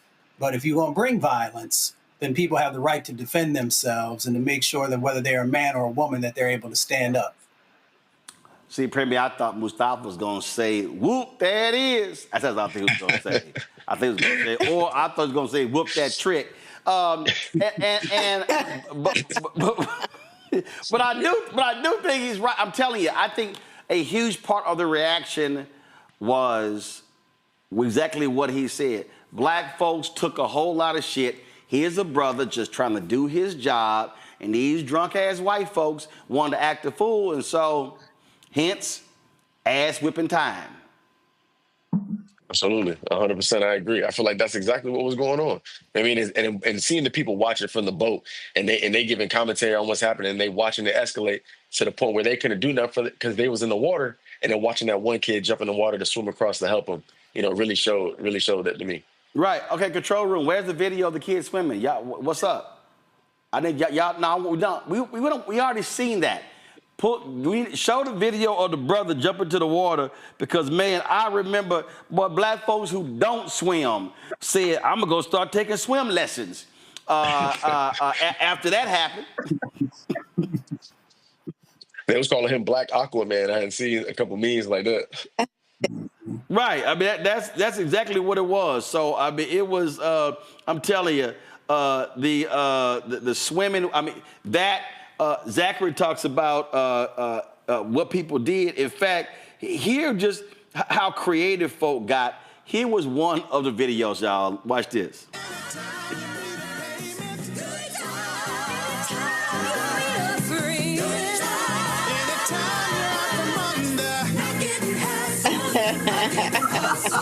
Keeping your head above water, making a way when you can. Good times, easy credit rip-offs. Good times, scratching and surviving. Good times, hanging in a jar. Good times, ain't we lucky we got 'em. Good times.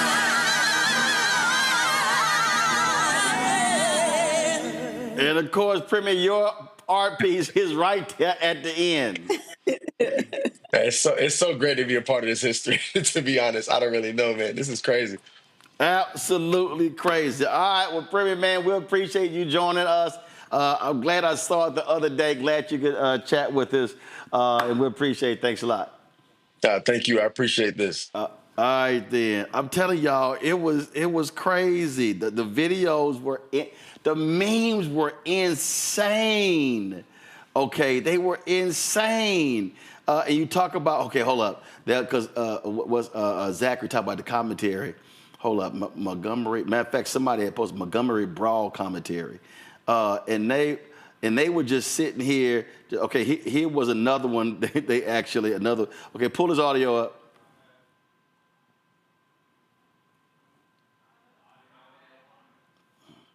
All right.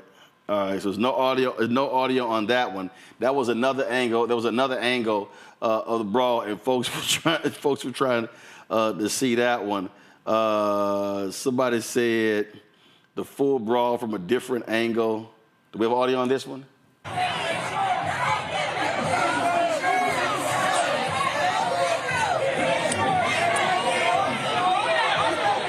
Boy, that nigga was catching their ass at first. You hitting their ass like some TV shit. I ain't lying.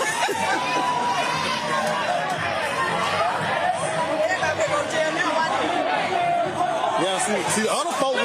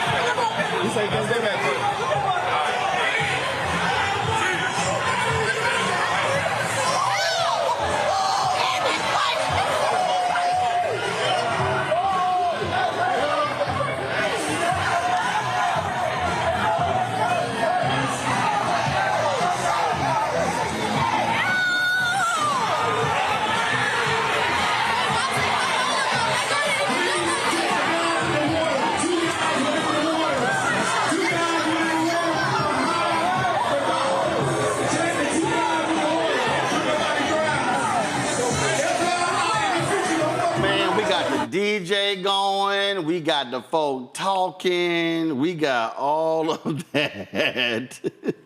You know, and I love this here. Somebody posted this here. This is on the same day. Somebody posted that brawl out of Montgomery is wild. It's dope that all of those black folks stood 10 toes down for that black man worker getting jumped. And of course, they actually accompanied this video here. Y'all go ahead. Let me see here. Hold on. The more you okay.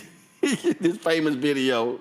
As you can see, the more you fuck around, the more you're going to find out. As you can see. Oh my God, it was crazy. I gotta show y'all this one here. Okay, y'all. So check this out. Yeah, they squabbling out there now. Yeah. Oh, y'all, I'm telling y'all. Okay, hold up. All right, here was another one from that day. And dot. He says, And dot.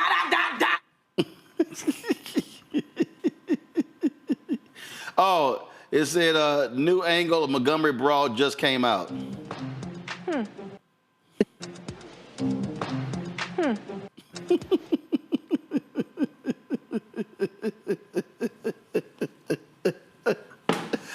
Ow! I'm sorry, Zachary. Where were you, dude? The hell were you doing? So this was 2023. I can't blame it on the election. I can't blame it on working for Kamala. So I have no clue. I remember seeing it, but there was so much happening in the world. I do not recall. Fighting for democracy, begging folks to queue up and vote for Joe Biden, a failed work that didn't happen, didn't come to fruition. So in case that won't be the story in August of 2026. This work will pay off. Then. In case anybody was wondering where the swimmer came from, here it was, y'all. He actually came off of one of the boats. Check this out, slow motion.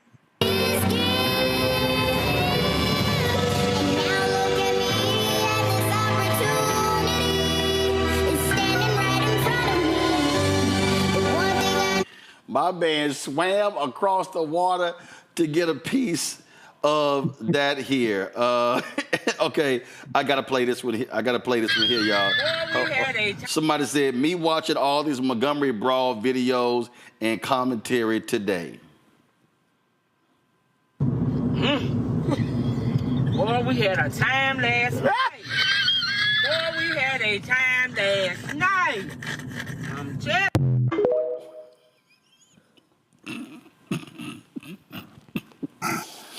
Okay, y'all, I'm having okay, let's see here. I gotta find, okay, hold on. I gotta find another one, y'all, because I'm having way too much fun. So this was actually a pretty funny video here. Let me zoom. Okay, pull up the audio.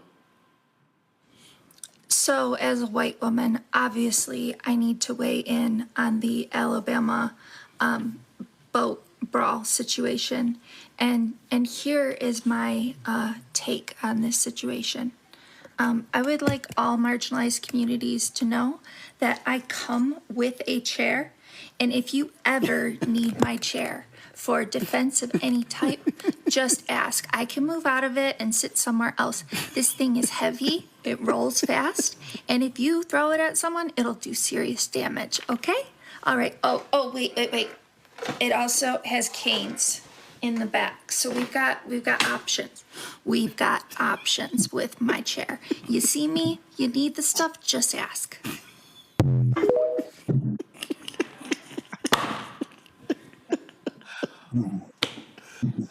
Teresa, your heart still hurt? It's broken.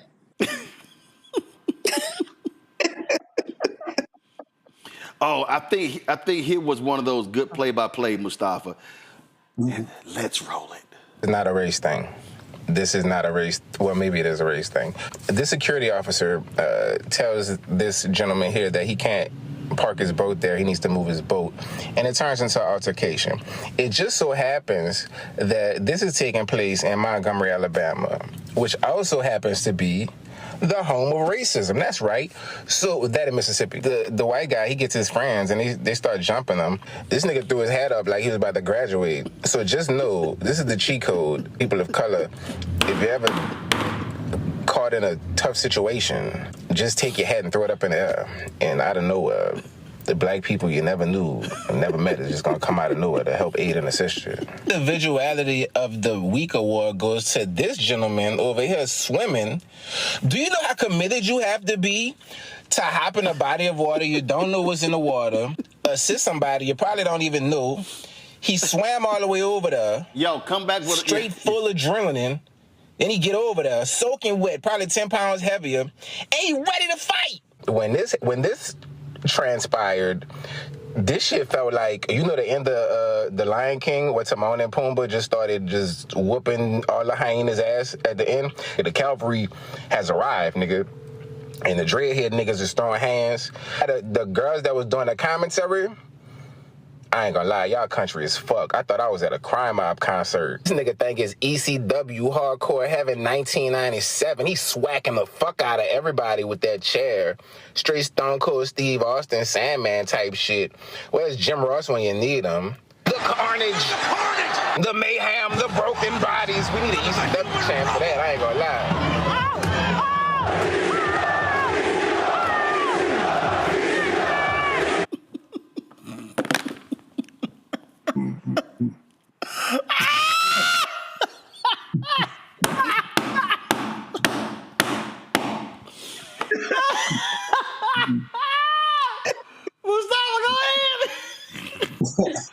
I mean, I don't know what to say, man. I feel like we done passed edibles out. No. I mean, you know what? But it's translated into black love, right? Because that was a love that we had for each other. You know, we don't know if that brother could really swim because he was dog paddling like crazy. But he said, you know what? I'm going to make sure I get to the other side. You saw brothers running down the pier, coming around the side. You probably saw people pushing that big paddle boat and saying, you better get over there quick enough because we got some things that we need to handle. So, you know, I think Teresa was also talking about, you know, in those types of moments, it would be beautiful. We can translate that to a whole bunch of different situations where we make sure that we're loving on each other and protecting each other and making sure everybody understands that you're not going to come for our community, because if you do, we're going to stand in solidarity. So, yeah, it's funny, but it is also an opportunity for us to make sure that we understand that we don't have to be separated. We don't have to take a whole bunch of mess from folks, and that we can make sure that real change happens inside of our community. Sometimes we got to do it by throwing some hands, but hopefully most of the time it is because we are using our brains and being strategic and making sure that we are utilizing our power. I got one. Just I got one more. That's why Absolutely. Hold on. I got one more. My name is Point of View, and I'm joined today with the chair from what many are calling the Montgomery Riverfront Brawl. Let's take a look.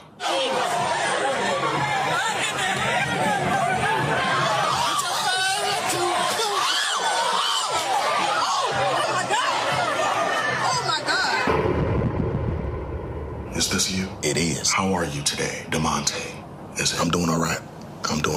I'm just happy to be on the right side of history, man. Care to tell us what happened in Montgomery? Man, I was smoking a blunt, thinking about the pussy I was gonna get later. I had a date with this bad bitch from IKEA. Thick ass, 3-seat sofa from the clearance rack. Not 2, 3.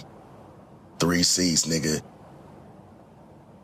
That's a thick bitch. Thick ass bitch. So I'm minding my business, thinking about her big burly ass, when this black security guard politely asked these white people to move their punk ass boat so that the riverboat could dock and the patrons could safely get off. What happened next? The white people ain't take too kindly to the request and started jumping the black security guard. Next thing I see is black Aquaman swimming across the river to help the security guard. And that's when you jumped in. That's when I whispered to one of the niggas next to me and told him pick me up. Why'd you do it? You know, a lot of people look at me and assume I'm white, when in actuality, I'm just white passing, and I just saw an opportunity to use my privilege as a super duper light-skinned nigga from Alabama. Thank you for joining us, and thank you for your service, DeMonte. The pleasure is all mine, man. If you'll excuse me, I gotta go bust open.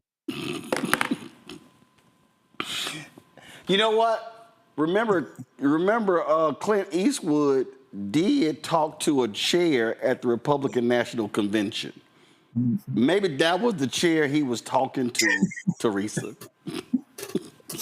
The light-skinned chair. With a do-rag. It had on a do-rag. And Air Force One. In black. The chair's name was DeMonte Bottom Holder. That Trey Melvin, that was brilliant. We need a creativity award, Roland. I'm gonna close. The Black Star Network's Creativity Award. I'm gonna close this out with a white guy's take on this. Alabama riverboat fight, greatest piece of cinema I've ever seen. Honestly, some of the best action sequences all around. When that security guard is being 8-on-1 by the shirtless rednecks, and then a dude jumped into the water to swim across from a boat to the dock to even the odds. He sees 8-on-1, and he's like this one security guard having the shit beat out of him by shirtless rednecks. One of them came running in and gave a fucking running knee in salmon shorts. Like, these are bag of shit, shirtless, drunk rednecks attacking a lone black security guard. And this one dude jumps in and swims across. The crowd reacts the same way in Avengers Endgame when you hear Falcon go, "On your left," and the portals open. The crowd watching this just went, "Oh my God, we can be involved too." And it goes on 8-on-1 to like 46-on-8. And then a dude has a chair. He's just smashing people. It's like the Hulk. He's just smashing people with the chair. They all deserve the belt. Everyone deserves the belt. Even the shitty cops, because the cops are like, "I kind of don't want to stop this." They're like, when chair dude gets the one shot on the down lady, they're like, "Okay, we have to arrest you on camera." And they're mad about it. They're like, "Damn, dude, you were so cool until you hit that lady as she was down." Until that moment, they were like, "Oh, no." But yeah, greatest fight I've ever seen. It's a little bit on TikTok, but it's go to YouTube for this one. Alabama riverboat fight. There are multiple angles, so many people, and there's a DJ playing in the background the whole time. Top 10 internet, like, big old brawls I've ever seen. I loved it.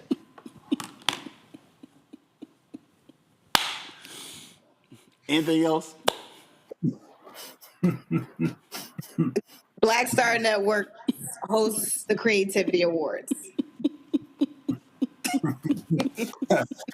Black Star Network, SmackDown 2023. Hey. When black people come together in unity, it truly is a love song in solidarity. That was just, Okay, one more. Montgomery, Alabama, boat brawl. Yes, sir. I love it. I'm just glad nobody got shot. But that white dude was wrong for trying to hit that damn older black dude. Boy, you can't be from around here. You ain't even from the area. You ain't from Millbrook, Prattville, Wetumpka, none of that. You can't be from close around here. Swing on an older dude and an older black dude in Montgomery, the Gump, because you stupid as fuck. You got everything you deserve. And to all them older white folks, it was not the black folks starting this shit. That white dude started that shit, and then black folks ended that shit. Give a damn how you look at it, how mad you get. Them folks didn't start that shit. Them folks put a full-on ass whooping on them white folks. Then that dude with the steel chair, I fought with you. I know you watched wrestling growing up. And then he hit that white lady, and I heard somebody in the background, I think they said, "And that was for slavery." Yes, sir. Hey, I bet you don't go back over there doing that dumb shit. Hell to the no. You know them boys in Montgomery do not play. They do not fuck around. I'm just glad it was just a fight and it wasn't no damn shooting, because usually them young bucks over there would chop your ass down. Broad daylight. Don't give a damn who's around. You got lucky. You're supposed to be catfish bait. So y'all don't be trying to shut shit down downtown Montgomery now, cause thinking folks, man, it was the white folks. The white folks started this. The white folks did that now, and they got their ass whooped. Can't get mad about it. Hey, They started it, but goddamn black folk put an ass whooping on this motherfucker, boy. And that dude that swam that goddamn river to get over there, I think that was him in the end. That motherfucker was swinging so goddamn fast, boy. He was tattooing that motherfucker on that ground. So, ooh, that young boy, get it, young boy, get it, goddamn it. Them motherfucker will fight, boy. That shit was too funny. Don't take your ass back over there on that dumb shit, stupid ass boy.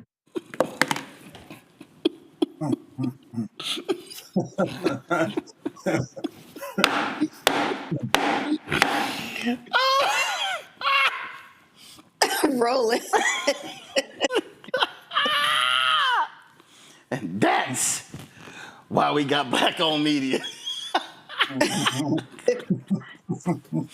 Because you will not get this on MSNBC, CNN, Not at all. Fox News, ABC, NBC, CBS.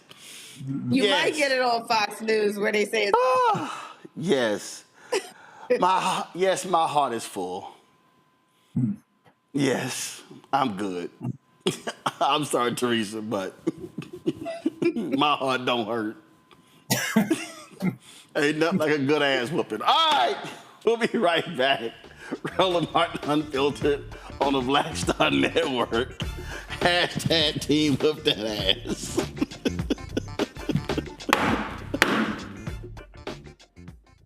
Next on The Black Table with me, Greg Carr. The United States is the most dangerous place for a woman to give birth among all industrialized nations on the planet. Think about that for a second. That's not all. Black women are 3 times more likely to die in this country during childbirth than white women. These healthcare systems are inherently racist. There are a lot of white supremacist ideas and mythologies around black women's bodies, even black people, that we experience painless, right? Activist, organizer, and fearless freedom fighter Monifa Akinwole Bandele from Moms Rising joins us and tells us this shocking phenomenon, like so much else, is rooted in unadulterated racism. And that's just one of her fights. Monifa Bandele on the next Black Table here on the Black Star Network. On the next Get Wealthy with me, Deborah Owens, America's Wealth Coach, Black Americans have 1/10 the wealth of their white counterparts. But how did we get here? It's a huge gap.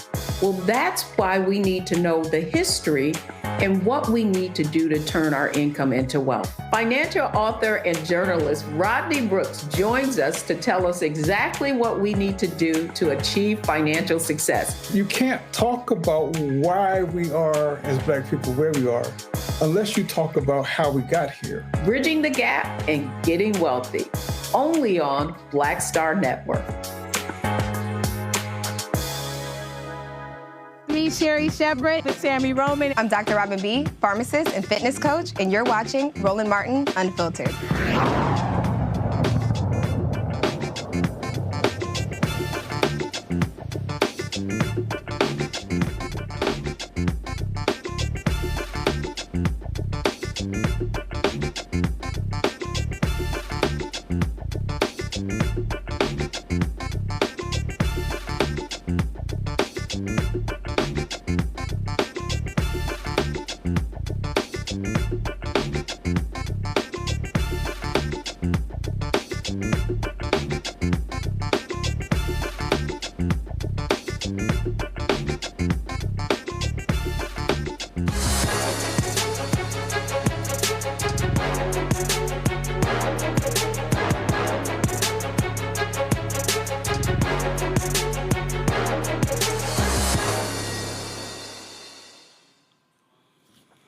Folks, you go to shopblackstarnetwork.com. You'll see a number of products, of course, owned, started, founded by African Americans. Well, our guest today is called Epic Everyday. They got a lifestyle brand. They've got backpacks and other sort of bags as well.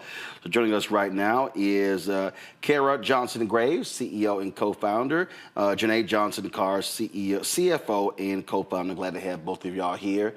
So first and foremost, type of products that you have. What you got? Well, first of all, I definitely have to say thank you for having us. And this is a great way to kick off Black Business Month. So we are Epic every day. We have tons of accessories, apparel, home goods for children that are historically excluded. We want to amplify and affirm those children to feel seen, celebrated, valued, and visible. And so what are the products? So you've got lunch bags, you've got backpacks. What else do you have? We have all kinds of things. Janae, would you like to go down the list of a couple of things that we have? Sure.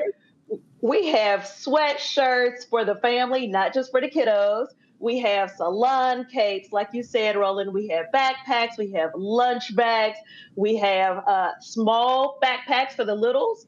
We have chest bags. I'm sure I'm leaving off some products, but we have the plethora of everything. Why did y'all start this? What was the impetus? So what started as a way to build confidence in my nieces when Janae and her family were living in Scotland has turned into a global brand for us. So we really just started it for them to feel seen, like I said, valued and visible, and really to take to school, travel. They travel a lot. They're little mini jet setters. And that's how it initially started. But Janae can always tell the story as they travel. Janae, what do you want to say? Yes. So when my kids were little, of course, when your children are little, you want to get them something that makes them feel visible, right? You want to get them something that makes them say, oh, that looks like me. Or I can see myself in that product. And it was extremely hard for me to find anything for my girls. And so we decided to start this company. Now, neither one of us. Janae, didn't you say y'all were in Scotland?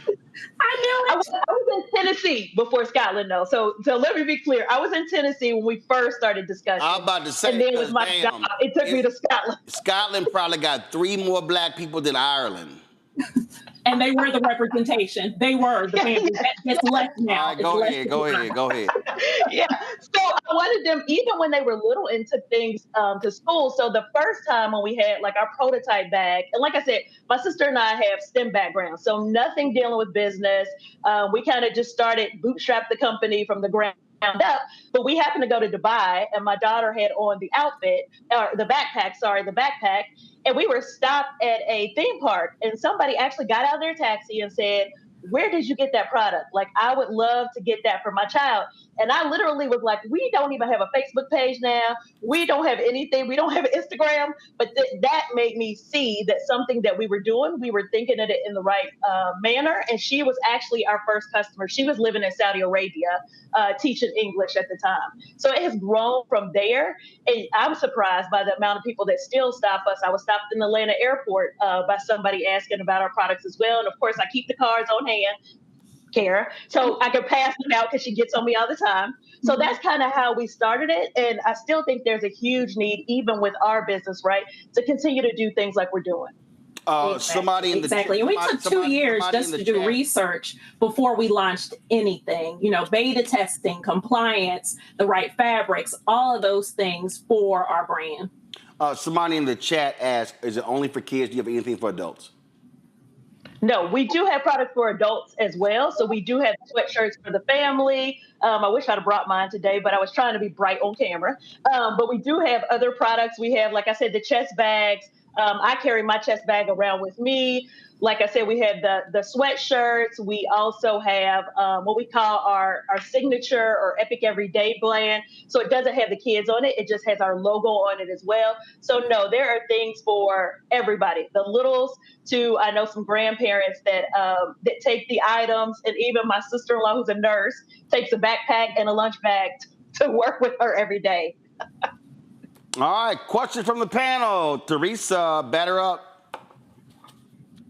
You know what? I am so in love with this product. Where did you guys originate from? Is it local, or you just started in California or something? Yes. So we're from Cincinnati, Ohio, if you could believe that. And now my sister lives in Maryland, and I'm in Indiana. So as long as we've had this product going and this company going, we've never lived in the same place. Like she said, when we really got it kicked off, I was in Scotland, she was in Maryland. So we've always lived totally far apart, which might be good. Those of you who have worked with your siblings, that might be a benefit, not sure. But we've never lived in the same area. But we are from Cincinnati, Ohio. Mustafa. Love it. My audio actually shut down. Say it again. Mustafa? Yeah. So, could you talk a little bit about how you make the decision on which products you're going to use? Do you survey folks who have bought from you? Do you engage with young people to see what they're interested in? How do you approach that? So I guess I'll talk. My sister is Silas, which she usually is not, you all. My daughter is one, we call her a mini co-founder. So she looks at the different products. She says whether she thinks kids will like it. She also brings her ideas to the table of things that she would like us to do differently. And then we do survey kids as well to see what they're interested in, because we're older, right? So we try to stay on top of things as best as we can. So you see there a tote purse. So we know a few teachers who have purchased the tote purses. We've also talked to doctors and said, what would you guys like to see? So we started scrubs as well for those doctors' offices that have predominantly African-American kids that come through. And so, oh, that's my baby right there, the oldest. And so that's kind of, we use our mini co-founders and then also survey other kids to see what they want. Because you know these kids nowadays, they change like the wind, right? So we want to stay on top of what they would like to see. And my audio changed. So Janae, if you could just repeat the question for me, I'd be happy to answer. Well, the question was, how do you decide on what product to launch next? That was the question. And I answered it, Karen. You're good. Yep. Okay. Zachary. I'm buying a day, okay? I'm buying a day. I got twins. We got twins here in the Kirk family. I got a niece and a nephew. They just started back to school in Mississippi. And this is something they're going to love. We're going to buy one for these little baby Virgos rolling out here. They're going to get it for back to school. Going to fill the backpacks up with stuff I know they're going to need. One of them loves to read. He'll get books. Boy twin, girl twin, don't like to read, hate to read. Pretty much hate everything with school, so I got to figure hers out because I do want her like some bows and because she like pretty stuff. So we're going to figure that out. But I'm really happy to see it. And I want to know, do you work with young kids? Because, you know, this is one great, Roland, thank you for providing the marketplace and providing the exposure. But when we could get this out to kids, like little ambassadors who buy the product, then they share the product out there and we kind of get it going, because this is something I want to see shared with more of our children. They need to see themselves represented in these types of products to feel good about school and what they're doing. Agreed. So first of all, thank you for that. My husband is from Mississippi, by the way, so shout out to Mississippi. And so, yeah, thank you for that. And we have talked about brand ambassadors. And so that is something we're looking at, because our thing is we want to get it out to as many people as possible, right? And like I said, we're just trying to figure this out because we don't have business backgrounds. I'm an engineer by trade. My sister was in medical technology and worked in an oncology hospital for quite a few years.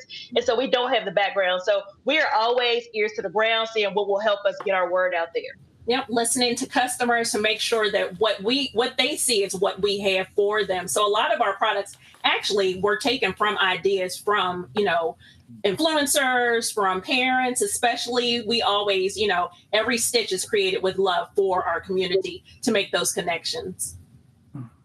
All right. You made me think of something. Yep, We had the kids were talking about washing their hair, and I think the gentleman that just asked the question, he has a girl, so you know how that can be painful sometimes on wash day with little girls.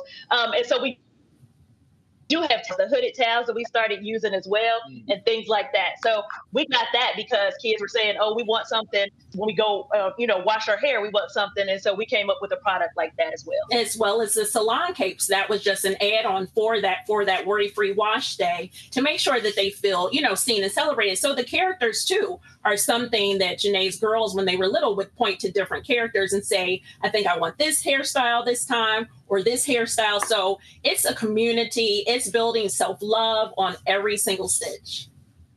All right, then. Again, folks, go to shopblackstarnetwork.com. If you go to the website, you're going to see this here. And then you just simply scroll down, and you see Epic Every Day. You click right there. And then there are 4 of their products here. We're going to be adding more products. And so, but you see them right there. And so we certainly appreciate y'all being on today's show. Thanks a bunch and good luck. Thanks. Appreciate having us on. Thank you so much for this time. Thank you very much. Let me thank Teresa, Zachary, Mustafa, being on today's panel. I certainly appreciate it, folks. Thank you so very much. Folks, I'm going to be broadcasting tomorrow from Cleveland. Here there for the National Association of Black Journalists Convention. Looking forward to seeing a black journalist there. And so we're going to be there Thursday. Of course, Omi Congo is going to be sitting in for me because I have to give a keynote speech to the Chicago African Americans in Philanthropy. So I'm going to leave NABJ, go give that speech, then fly back to Cleveland. And so look forward to that. And so, folks, we appreciate that. Hey, if y'all want to support the work that we do, don't forget, join our Bring the Funk fan club. Our goal is very simple, to get 20,000 of our fans contributing on average $50 each a year. That's $4.19 a month, 13 cents a day, goes to support this show and all the shows on the Black Star Network, plus the shows we're looking to launch as well. And so we want you to do that. And so if you want to participate, if you can't give $50, we understand. Give less. We appreciate every dollar. You can give more. That's awesome as well. Use the Stripe QR code. You see it right here, the QR code right here on the screen. Click the Cash App button to contribute. Also, you can use that QR code for credit cards as well. Checks and money order. Make it payable to Roland Martin Unfiltered. P.O. Box 57196, Washington, D.C. 20037-0196. PayPal is R Martin Unfiltered. Venmo RM Unfiltered. Zelle Roland at RolandSMartin.com. Roland at RolandMartinUnfiltered.com. Download the Black Star Network app. Apple phone, Android phone, Apple TV, Android TV, Roku, Amazon Fire TV, Xbox One, Samsung Smart TV. Be sure to, of course, get my book, White Fear, How the Browning of America is Making White Folks Lose Their Minds. Available bookstores nationwide. Get the audio version I read on Audible. Also, of course, if you want to get our gear, that's right, Roland Martin Unfiltered gear. All you got to do is go to shopblackstarnetwork.com. You see our different shirts right there. You go to the website. I'll show you right here. Come to my iPad, folks. So one second. Don't come to me yet. Here we go. So if you want to come to, so come right here. So if you go to our website, and then if you just simply click Shop the Unfiltered Collection, that's the button right here. Shop the full collection. Takes you to it. You see the mugs and t-shirts and hoodies, all that good stuff, hats as well, all the different products there. And they have to add this shirt right here, the hashtag Team Whip That Ass shirt. I thought was going to be on there, so we're going to be adding that so y'all can get this as well. And so our FAFO Project 2025 shirts, you can get those in black or white. Same thing with Don't Blame Me, I Voted for the Black Woman. It's all there. And of course, if you want to check out our podcast, we do it with iHeartRadio. We're distributed on all podcasting platforms you see right there. Apple, Spotify, Amazon Music. We are everywhere. But of course, YouTube as well. You can check it out there. Plus, in our app. Don't forget, you want to download the app Fanbase. We want to support that app. Of course, black-owned app, Isaac Hayes III. And if you want to invest, they've raised $12.7 million. The goal is $17 million. The Series A fundraise. For more information, go to startengine.com/fanbase. Startengine.com/fanbase. Folks, that's it. I gotta go pack. I'll see y'all tomorrow right here. Roland Martin Unfiltered on the Black Star Network. Holla!